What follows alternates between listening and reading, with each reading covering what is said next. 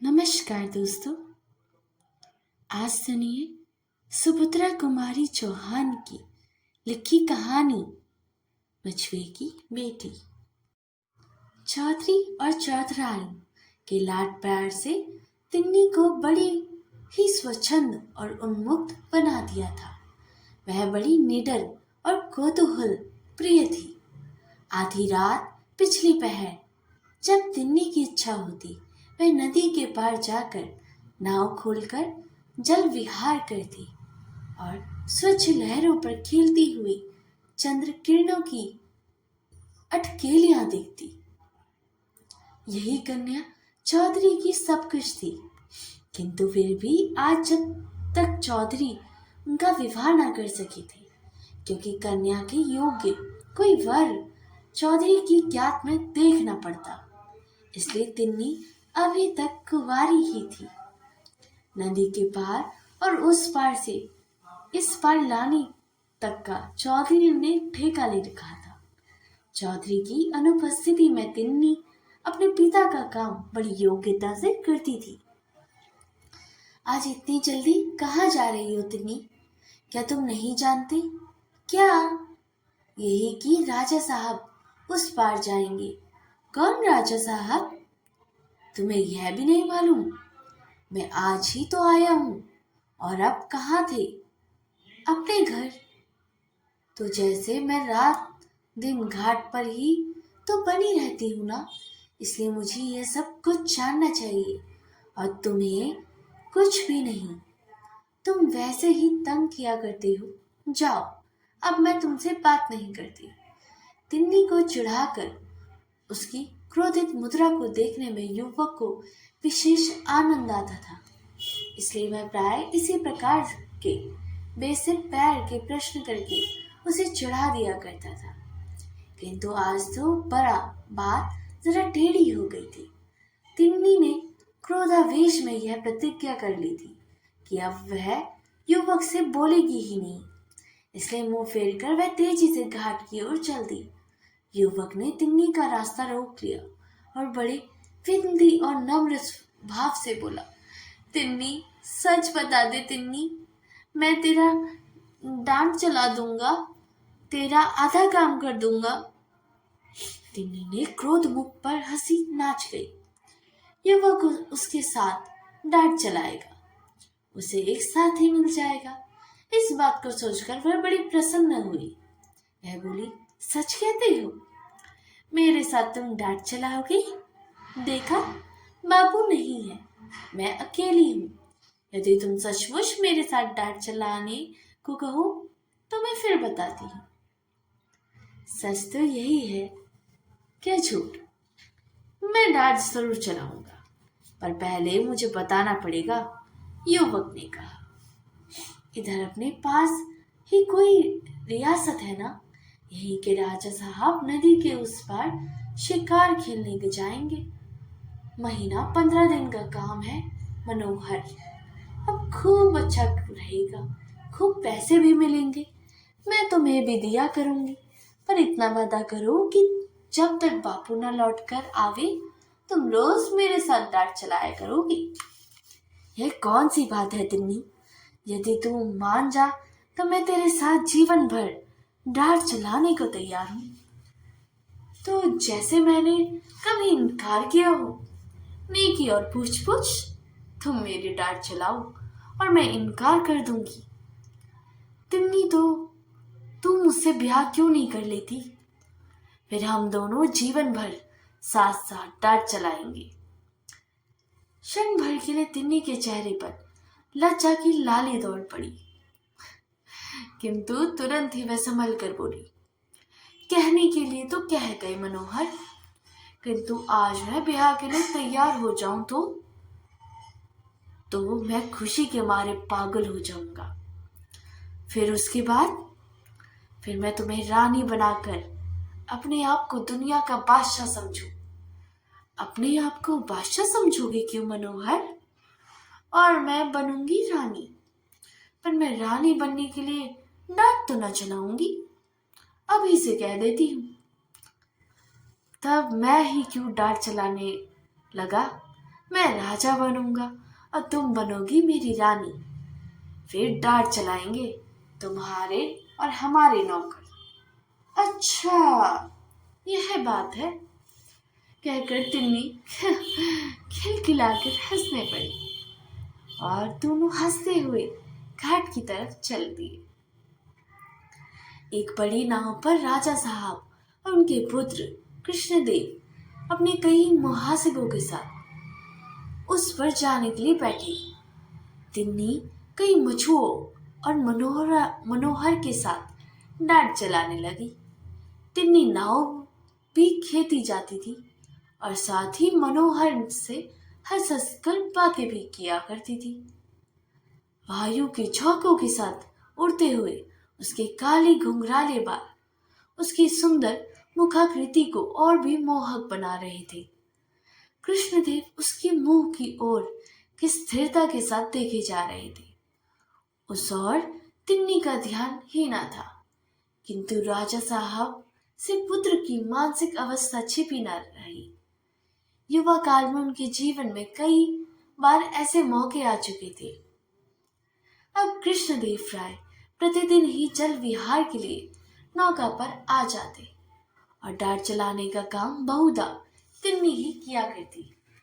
कृष्णदेव के मुख प्रेम और आकर्षक ने तिन्नी को भी उसकी तरफ कुछ आकर्षित कर लिया था। जिस समय कृष्णदेव नौका पर आते उस समय अन्य मछुओं के रहते हुए भी तिन्नी स्वयं ही नौका चलाया करती। राजा साहब से कुछ छुपा न था।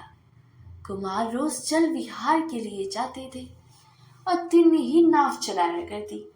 यह राजा साहब ने सुन लिया। अतः बात को इससे अधिक बढ़ने देने के लिए अभिप्राय से राजा साहब बिना शिकार खेले ही एक दिन अपनी रियायत को लौट गए।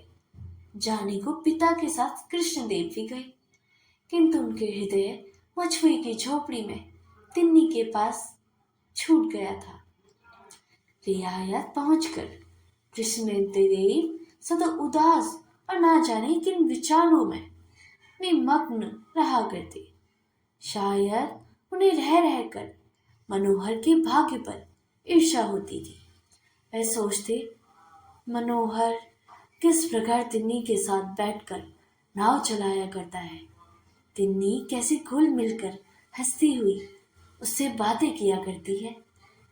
एक मामूली आदमी होकर भी मनोहर कितना सुखी है। काश मैं भी एक मछुआ होता और तिन्नी के पास बैठकर नाव चला सकता तो कितना सुखी होता।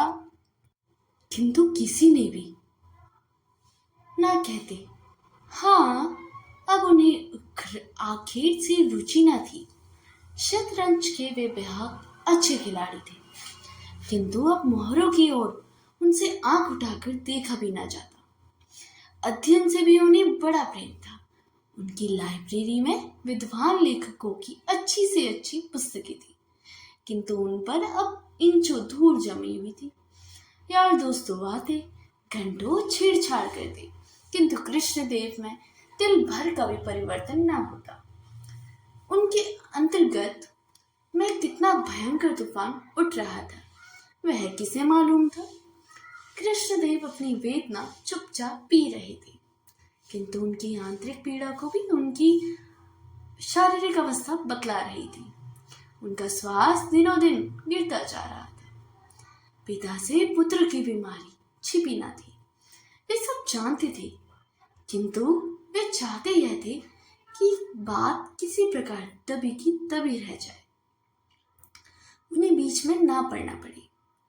कृष्णदेव उनका इकलौता पुत्र था। पुत्र की चिंता उन्हें रात दिन बनी रहती थी। तिन्नी के अंदनीय रूप और चातुर्य ने राजा साहब को आकर्षित ना किया हो, सो बात ना थी, किंतु थी वह आखिर मछुए की ही बेटी। राजा साहब से कृष्णदेव का विवाह करते भी तो कैसे करते। एक दिन राजा साहब कृष्णदेव के कमरे में गए। उस समय वह सोए हुए थे। आंखों से पास रोते रोते गड्ढे से पड़ गए थे। चेहरा पीला पीला और शरीर सूखकर काटा सा हो रहा था। जमीन पर ही एक चटाई के रूप ऊपर बिना तकिए के मखमली बिछोने पर सोने वाला उनका दुलारा कृष्णदेव ना जाने किस चिंता में पड़ा पड़ा सो रहा था। राजा साहब की आंखों में आंसू आ गए। वे कुछ ना बोलकर चुपचाप कृष्णदेव के कमरे से बाहर निकल आए। दूसरे ही दिन रियायत से तिन्नी समेत चौधरी को बुलवाया हुआ। उन्हें शीघ्र से शीघ्र उपस्थित होने की आज्ञा थी और साथ ही उन्हें लेने के लिए सवारी भी आई थी। इस घटना ने मोहल्ले भर में हलचल मचा दी थी। चौधरी बहुत घबराए हुए। सोचा, अवश्य ही मेरी अनुपस्थिति में इस उदंड लड़की ने कोई अनुचित व्यवहार कर दिया होगा। राजा साहब जरूर नाराज है, नहीं तो तिन्नी समेत लाए जाने के कारण ये क्या हो सकता है। मोहल्ले वाले भी सभी चौधरी को समयोचित सीख देते आए, अपनी अपनी समझ के अनुसार। किसी ने कुछ कहा तो किसी ने कुछ। तिन्नी का हृदय कुछ और ही बोल रहा था। तिन्नी पिता के पास मोटर पर बैठने ही वाली थी, तभी मनोहर ने आकर धीरे से तन्नी से कहा, तिन्नी, कहीं राजकुमार ने तुम्हें अपनी रानी बनाने के लिए तो बुलाया हो तो? कुछ तुम मुझे अपनी रानी बनाते थे, कुछ राजकुमार बनाएंगे। तिन्नी, तुम सदा ही मेरे हृदय की रानी रही हो और रहोगी। आज ऐसी बातें क्यों करती हो? सो कैसे? बिना विवाह किए हुए ही मैं तुम्हारी या तुम्हारे हृदय की रानी कैसे बन सकती हूँ? तिन्नी ने रुखाई से पूछा। तिन्नी, रानी बनने के लिए विवाह ही थोड़ी जरूरी है। जिसे हम प्यार करें वही हमारी रानी। तिन्नी का चेहरा तमतमा गया। बोली, धत, मैं ऐसी रानी नहीं बनना चाहती। ऐसी रानी से तो मैं मछली की बेटी ही भली। और मनोहर के उत्तर की प्रतीक्षा न करके पिता के पास जाकर मोटर पर बैठ गई। मोटर स्टार्ट हो गई। जब ये लोग रियायत में राजा साहब के महल के सामने पहुंचे तब कुछ अंधेरा हो चला। इनके पहुंचने की सूचना राजा साहब को दी गई। चौधरी पुत्री समेत महल के सोने कमरे में बुलाए गए। कमरे में राजा साहब और कृष्णदेव को छोड़कर कोई ना था। डर के मारे चौधरी की तो हुलिया ही बिगड़ रही थी, किंतु तिन्नी मन ही मन मुस्कुरा रही थी। पिता पुत्री का उचित सम्मान करने के उपरांत राजा साहब ने मछुए को संबोधन करके कहा, चौधरी, हमने तुम्हें किस लिए बुलाया है कदाचित तुम नहीं जानते। चौधरी भय से कांप उठे, हाथ जोड़कर बोले, मैं तो महाराज का गुलाम हूं सदा। राजा साहब का बात काटते हुए बोले, हम तुम्हारी इस कन्या को राजकुमार के लिए चाहते हैं। तिन्नी होठों के भीतर मुस्कुराई और चौधरी आश्चर्य से चकित हो गए। एक बार राजा साहब की ओर, फिर उन्होंने तिन्नी की ओर देखा। सहसा चौधरी को इस बात पर विश्वास न हुआ। कहा मैं एक साधारण मछुआ और कहा वे एक रियायत के राजा। हमारे बीच में कभी रिश्तेदारी भी हो सकती है। फिर ना जाने क्या सोचकर भय विह्वल चौधरी ने हाथ जोड़कर कहा, महाराज, यह कन्या मेरी नहीं है। राजा साहब चौंक उठे। आश्चर्य से उन्होंने चौधरी से पूछा, फिर यह किसकी लड़की है?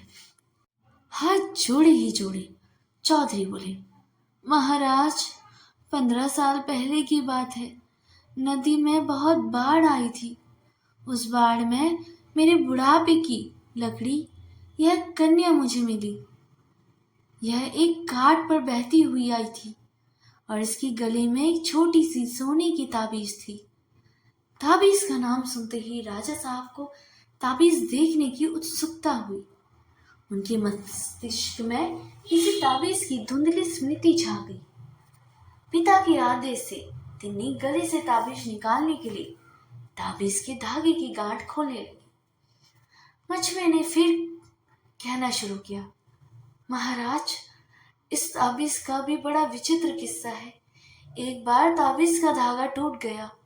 कई दिनों तक याद न रहने के कारण यह ताबीज इसने पहनाई जा सकी। बस महाराज, यह तो इतनी ज्यादा बीमार पड़ी कि मरने जीने की नौबत आ गई, और फिर ताबीज पहनते ही बिना दवा दारू के ही चंगी भी हो गई। तब से ताबीज आज तक उसके गले में पड़ी है। राजा साहब को स्मरण हो गया कि 15 साल पहले उनकी लड़की भी टेंट के अंदर से बाढ़ में बह गई थी, जिसके गले में उन्होंने भी एक ज्योतिषी के आदेशानुसार ताबीज पहनाई थी। उन्हें एक बार कृष्णदेव और फिर तिन्नी के मुंह की तरफ देखा। उन्हें उनके मुख में बहुत कुछ समानता दिख पड़ी। तब तक तिन्नी के गले से ताबीज निकालकर राजा साहब के सामने कर दिया। राजकुमार का हृदय बड़े ही वेग से धड़क रहा था। ताबीज हाथ में लेते ही राजा साहब ने मेरी कांति कहते हुए तिन्नी को छाती से लगा लिया। यह वही ताबीज थी जिसे ज्योतिषी के आदेश से राजा साहब ने अपनी पुत्री के गले में पहनाया था। पिता, पुत्री और भाई बहन का यह अपूर्व सम्मेलन था। सबकी आंखों में प्रेम के आंसू उमड़ गए। अब महल के पास चौधरी के रहने के लिए पक्का मकान बना गया। चौधरी अपनी स्त्री समेत वहीं रहती थी। अब उन्हें नाव नहीं चलानी पड़ती। रियायत की ओर से उनकी जीविका के लिए अच्छी रकम बांध दी गई है। राजमहल में रहती हुई भी कांति चौधरी के घर आकर तिन्नी हो जाती है। अब भी वह चौधरी के साथ उनकी थाली में बैठकर चौधरायन के हाथ की मोटी मोटी रोटियां खा जाती है। तिन्नी को बहन के रूप में पाकर कृष्णदेव को कम प्रसन्नता ना थी। वे तिन्नी के साथ चाहते थे, चाहे वह पत्नी के रूप में हो या बहन की। तो दोस्तों, ये स्टोरी यहीं पर समाप्त होती है। सुभद्रा कुमारी चौहान की ये कहानी मछुए की बेटी, ये कहानी तिन्नी नामक एक लड़की के बारे में। एक मछुआरे की बेटी जिसे चौधरी और चौधराइन ने पाला है। वह स्वभाव से स्वतंत्र और निडर है, जो तिन्नी को चौधरी और चौधराइन बड़े लाड प्यार से पाल पोस कर बड़ा किया है और उसे अपनी बेटी की तरह भी मानते हैं। तिन्नी को नदी में नाव चलाना बेहद पसंद है और वह चंद्र किरणों की अटकेलियां भी देखती है। वह नदी में नाव चलाएगी, फिर चंद्र किरणें देखती है। कहानी में तिन्नी के जीवन, उसके स्वभाव और उसके पिता के बीच संबंध को दर्शाया गया है। अगर आपको ये स्टोरी अच्छी लगी हो तो इसे लाइक, सब्सक्राइब और शेयर करना ना भूलिएगा। और हाँ, इसे अपने मित्रों और परिवारजनों के साथ ज़रूर शेयर कर सकते हैं और इसके साथ बेल आइकन को दबाना ना भूलिएगा। मिलते हैं नेक्स्ट स्टोरी में। तब तक के लिए धन्यवाद।